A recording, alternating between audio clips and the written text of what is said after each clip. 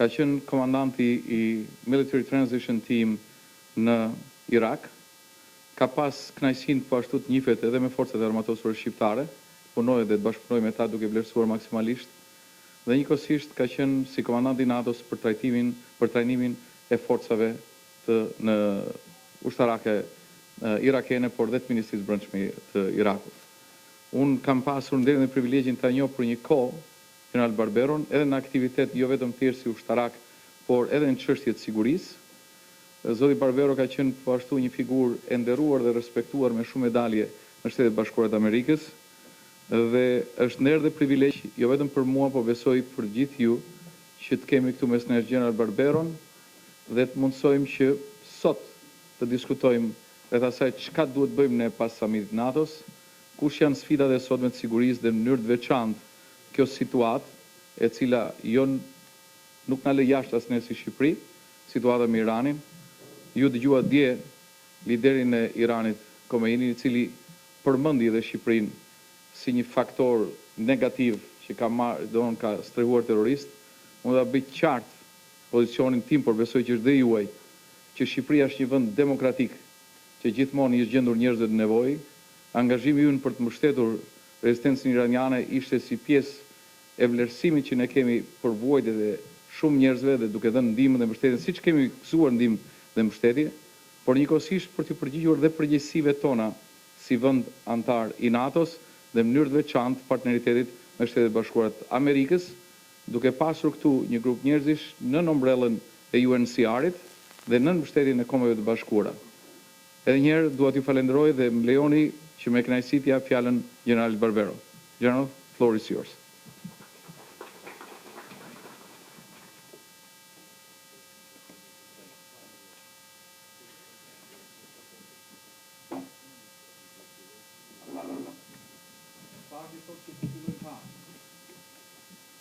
I think please start your breakfast Ju lutem mund të filloni dhe të hani mëngjesin dhe mendoj se atë çfarë that ishte apo jo zoti Medio, pikërisht këtë. Ministers, generals, ladies and gentlemen, and dear friends, it's a tremendous honor to be able to see you this morning and to have the opportunity to share some views and some thoughts with you in a very complex and challenging and dangerous world.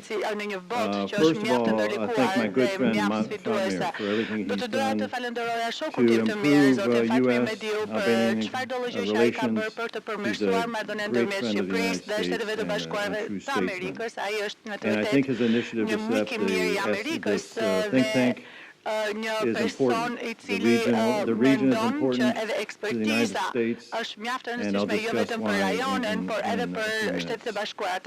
And first of all, I'm here this morning to say thank you. I was the NATO commander in Iraq for 17 months, and I served in Iraq for a total of 4 years. And side by side were the soldiers from your country, from Albania, who served with honor and distinction. And I was very proud to serve with them, and I'm very proud this morning to be able to say thank you to Albania.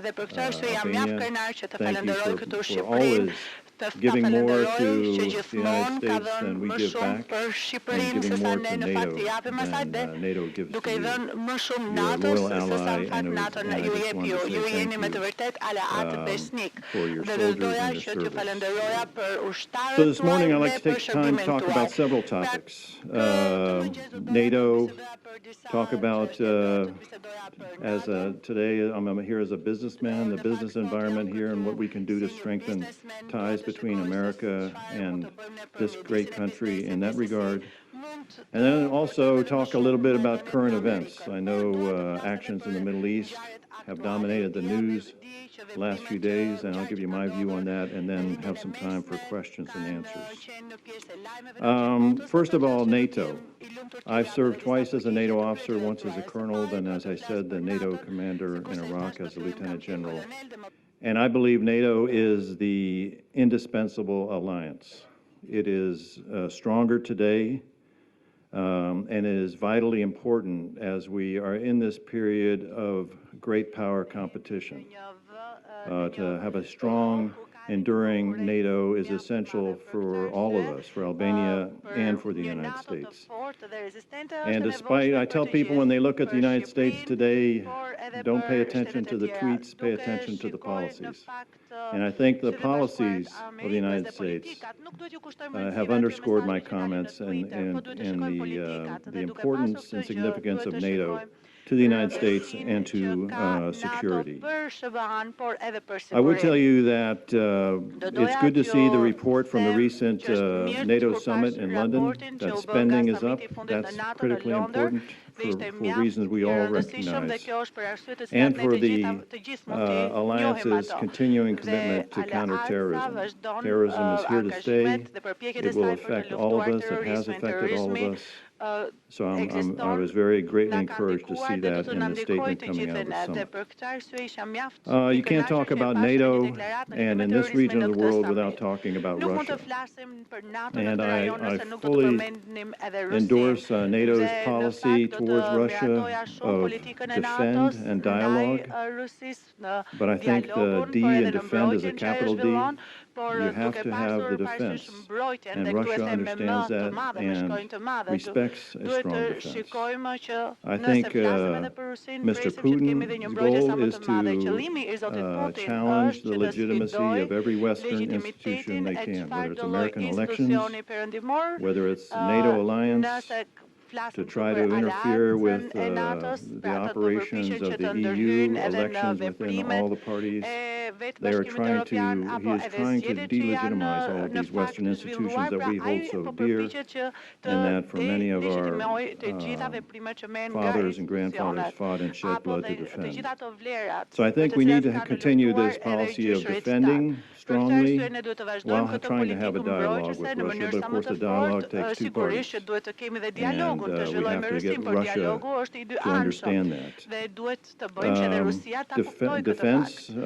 The defense part with Russia is one of deterrence.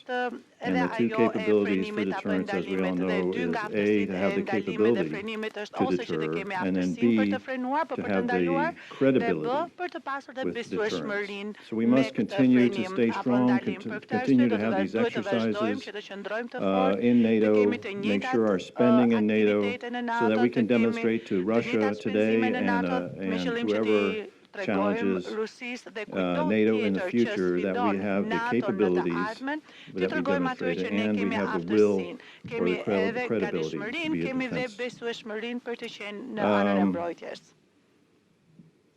So Russia is what I call the closest wolf to the sled. It is the most immediate threat to the stability and security of NATO. But longer term, we have some other threats to talk about, which I'll talk about in a minute. And please continue to have breakfast while I'm speaking. I think Mr. Putin has played a bad hand brilliantly. I mean, if you look at Russia, the demographics of their population are all going in the wrong direction. Birth rates are going down, life expectancy is going down. And when you look at their economy, it's a single commodity economy based on energy, oil and gas. That's it. They've not diversified. And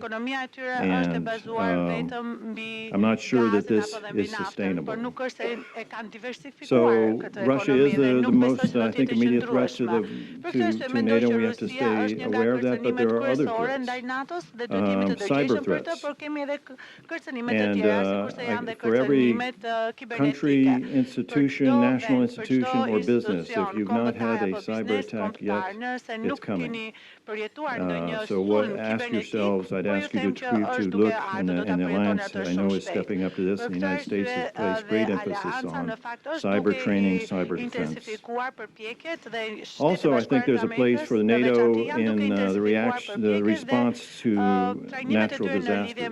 I mean, this country in this region, we all America, we're very saddened by the earthquake here and the loss of life, and we extend our condolences to everyone on that.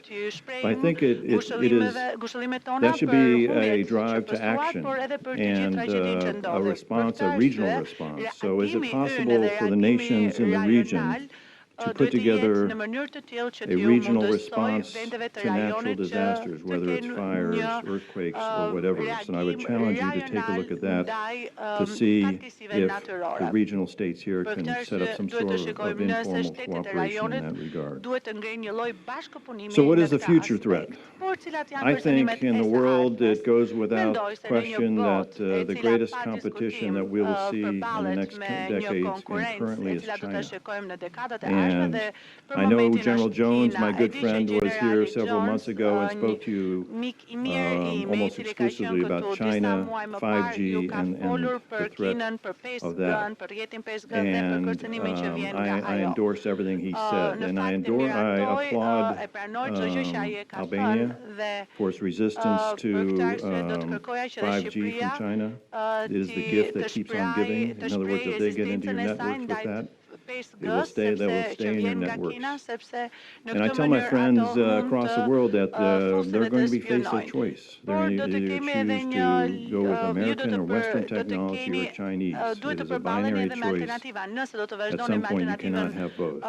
And we're seeing now those choices being made today.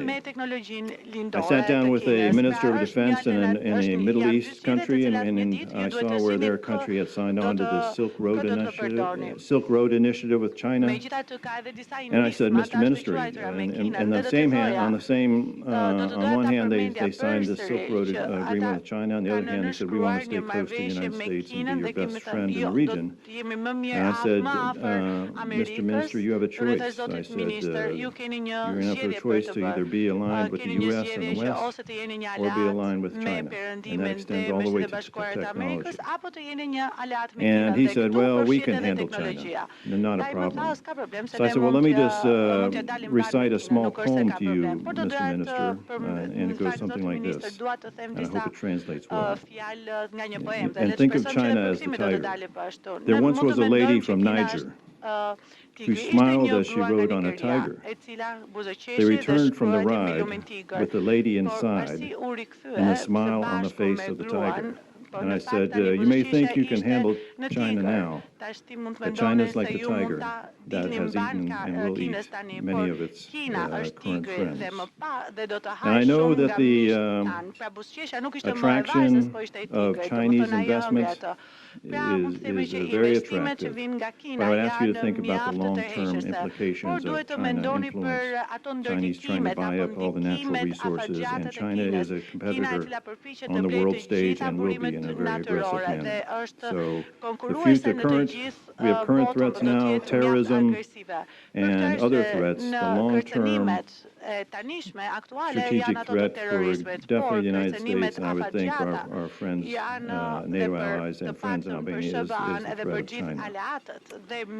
So shifting on to why I'm here. I'm here as an old general, but also here, I think, since I retired from the military, my goal is to bring U.S. investment to our friends, and allies, and to regions I think that are important for the United States interest and for the future.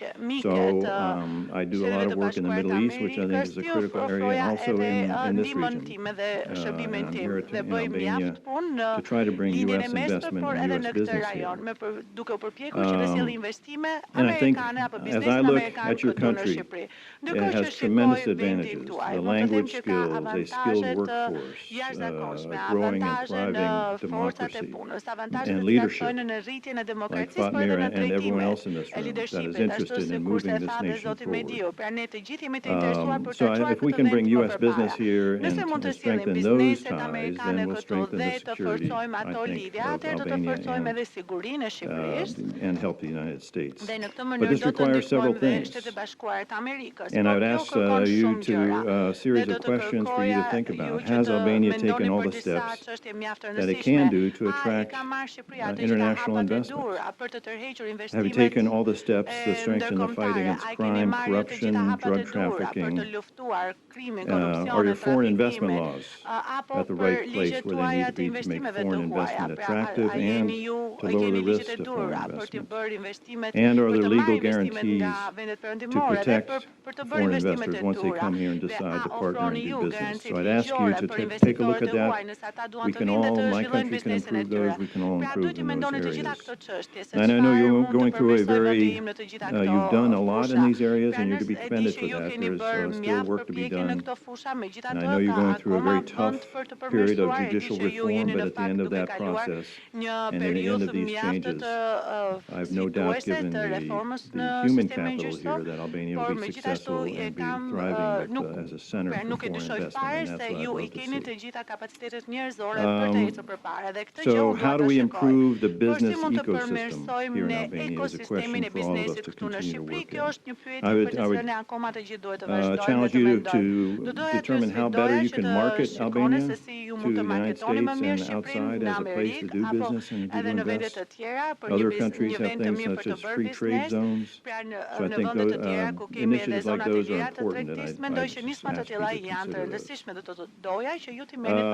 those. So let's talk now, if you don't mind, about current events. And as I think Fatmir mentioned, I spent 4 years in Iraq from 2003 through 2011. And I was General Petraeus' operations officer, his J3 during the heaviest part of the fighting in 2007, 2008, and then I was back again for another 17 months as the NATO commander to work with Iraqi security forces. I'm very familiar with all the players. I'm very familiar with the departed Mr. Soleimani, Kasem Soleimanit, and I'll give you my thoughts on that. First of all, I would tell you that this was a very significant action, obviously, the strike to kill Kasem Soleimanit. I think it was more significant than the killing of Osama Bin Laden or the killing of Baghdadi last year. Kasem Soleimanit was the second most powerful man in Iran, and he was the architect of every point of instability in that region. Syria, Lebanon, Yemen, Iraq, all those flashpoints and areas of instability had his fingerprints on them and his hands on every lever. There were no rockets fired from Yemen unless he provided them. There were no killings and fighters in Syria unless he gave them the orders. Hezbollah does not fire rockets into northern Israel unless he gave the command. In Iraq, when I was there, it was clearly obvious that the militias, the Shia militias, the violent Shia militias that were attacking Iraqi and American forces were trained, financed, organized, and led by Kasem Soleimanit. They developed specific weapons to attack American and coalition forces. It could have been Albanian forces that were very lethal and effective. And the numbers I've seen, that 700 American soldiers died at the hands of these militias and by these weapons directly supplied by Kasem Soleimanit. So his past record had him designated as an international terrorist. In the last few weeks, he was behind the attack on our U.S. embassy in Baghdad. And we've had some bad experiences with our embassies in that region, which this president and this administration said would not happen again. He was directly involved in those attacks, and President Trump acted. And I would tell you this, if he had come into Iraq or nearby when we were there, when I was there with General Petraeus, we would have done something similar if we had the opportunity. But he was very clever and never gave us the opportunity. Now people will say, oh, why are we doing this? This is going to cause more problems. Why take this step? And I will tell you, back in history tells us why. History provides the answer. When Mr. Chamberlain, the Prime Minister of England, United Kingdom, returned from the Munich conference the conference with Hitler, and he came back and said in 1939, "We have peace in our time. I've negotiated a peace with Hitler, and peace will now prevail." Winston Churchill said, "You're a fool." He said, "With people like this, you have two choices: appeasement or surrender, and war." And he told Mr. Chamberlain, "You chose appeasement, now there will be war." So this was an international criminal. He was actively involved in trying to undermine every ally of ours in the region, and he has caused the death of more innocent people in that region than anyone else over the last 15 years. So it was absolutely justified. It was the right action, and we'll deal with the consequences. He is the master of proxy war, where he trains up these militias and sends them forth to cause damage and inflict casualties. That's how Iran had been doing their business. So what next? As you all saw, Iran fired some 18 rockets from its homeland to hit two bases where U.S. forces are in Iraq. There were no casualties, thankfully. I think we knew ahead of time they were coming. But this will be the first response. Iran is very sophisticated, very smart, very patient. I think there'll be other attacks on smart targets, American and others, targets of our allies. And I think America should continue this policy of maximum pressure on the regime to force change, and I think we'll see that. We need to continue to build this coalition within the Middle East and with our NATO partners. And now is not the time for NATO or NATO partners to become weak-kneed and start apologizing for what happened, this killing of Kasem Soleimanit. Now's the time to stand together. Either we're against terrorism or we're not. So it's time for NATO to step forward, and they have. We need now also the United States, we need to work within Iraq. I think this is one of those critical times for Iraq where they can use this and the demonstrations they had to try to push back against Iran and remove Iranian influence that's dominated Iraqi politics and life at this point. And then we need to stand ready to respond to further Iranian aggression. And meanwhile, as we're ready to respond, we also need to look for a chance for dialogue. As President Trump said yesterday, he'll defend American interests, but we're ready to talk.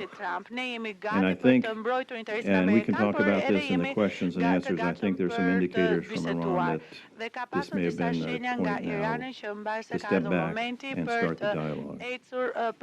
So those are just a few comments. I think we have time for some questions and answers, and I appreciate your attention this morning. And with that, I'd be interested to hear your questions, and we can have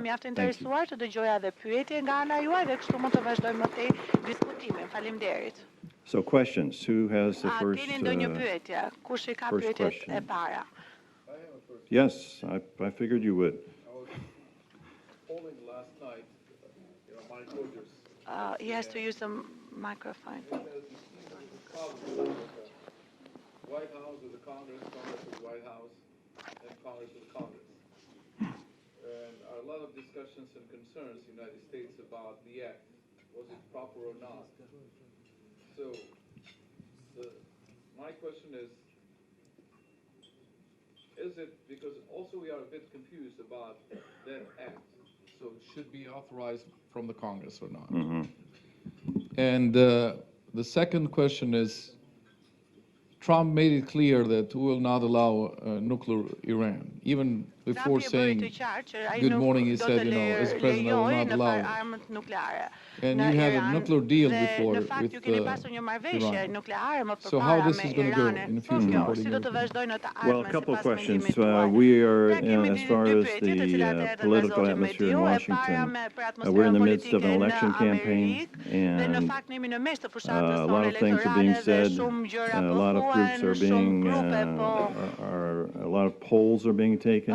What is popular today, and I'll say that if I'm running for office. So I would not put too much value in what's being said on the campaign trail in the United States. And as I said before, with this administration, a lot is tweeted, but follow the policies and follow the commitment resources. And you'll see that President Trump has some clear priorities, which he's following up on. As far as the Iran nuclear deal, I testified before Congress on this deal several years ago, and I said it was a bad deal. A senior leader of one of our closest allies in the Middle East, I met with him as a group, and he said this was a 0 nukes today, 100 nukes in 10 years deal. In other words, this just delayed the inevitable. Iran was going to keep working behind the scenes on their rocket and missile technology and on their nuclear capabilities. And I think everything I've seen in intelligence and reporting is true. So I think it was a bad deal. Now maybe it's the time to get back to the table and negotiate a real deal. But Iran needs to know that we're all serious about this. NATO, our European friends and allies, and the United States. So this is a time for everyone to come together and to insist that we have a deal and that a nuclear Iran that every day threatens to obliterate Israel and attack the United States is unacceptable. And I believe that still should be the policy of the United States and the West, that nuclear Iran is not acceptable, and we should do everything we can to work towards that in a peaceful way. Someone asked yesterday, when we were on the television station, is the United States preparing to invade Iran? And I'll tell you that is absolute nonsense. This was a strike, a limited strike, to take appropriate action after a series of provocations. And as my good friend General Petraeus said, this action to eliminate Kasem Soleimanit returned deterrence to the discussion. For the last few months, we have seen internationally flagged oil tankers in the Gulf attack with no response. We've seen a U.S. drone, a very large one, Global Hawk, in international water, international waters shot down with no response. We've seen a very sophisticated attack on Saudi Aramco, and I've been briefed on this. It was very sophisticated by Iranian drones with no response. And when, as I said, deterrence has two parts, capability and credibility. We had the capability, and I think through this action the other day we restored the credibility that we will act and we will take whatever action is necessary to defend our people, our interests, and to deter an aggressive Iran. And I think Iran's taken notice of that. Hopefully they have. So the Iran deal was not a good deal. We should now sit down and try to renegotiate something that's lasting and effective.